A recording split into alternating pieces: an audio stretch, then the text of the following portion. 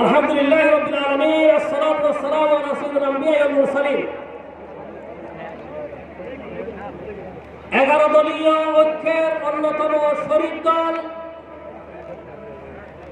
বাংলাদেশ খেলাফত মজলিস কর্তৃক আয়োজিত আজকের এই সমাবেশের সম্মানিত সভাপতি আমির মজলিস আল্লামা মামুনুল হক, জাতীয় সংসদের বিরোধী দলীয় নেতা বাংলাদেশ জামাত ইসলামের আমির doctor Shafiqur Rahman,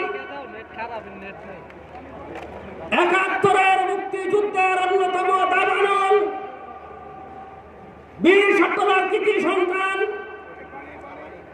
doctor colonel অলি আহমদ বীর বিক্রম সহ জাতীয় নেতৃবৃন্দ, আমার সামনে উপস্থিত ইসলাম প্রিয় মদিনার পাগল বীর জনতা, সাংবাদিক বন্ধুগণ, জুমার বাদ থেকে আরম্ভ করে এই পর্যন্ত দীর্ঘক্ষণ আলোচনা হয়েছে, বক্তব্য আপনারা শুনেছেন, জাতীয় নেতৃবৃন্দ আছেন, আরো বক্তব্য রাখবেন। আমি দুটি কথা বলে আপনাদের কাছ থেকে বিদায় নিতে চাই। প্রিয় উপস্থিতি, মাত্র 19 দিনের ব্যবধানে বাংলাদেশে 24শে জুলাই আগস্টে মিলে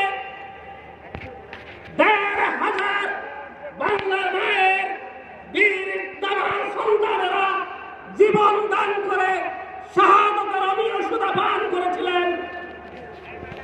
প্রিয় উপস্থিতি, আপনারা জানেন ঠিক এই 19 দিনের মধ্যেই ৩০,০০০ মতো ভাই বোন পঙ্গুত্ব বরণ করেছে।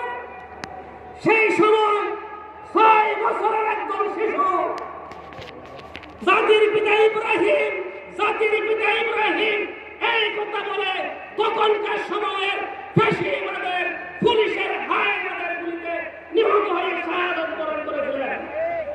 এই শাহাদাত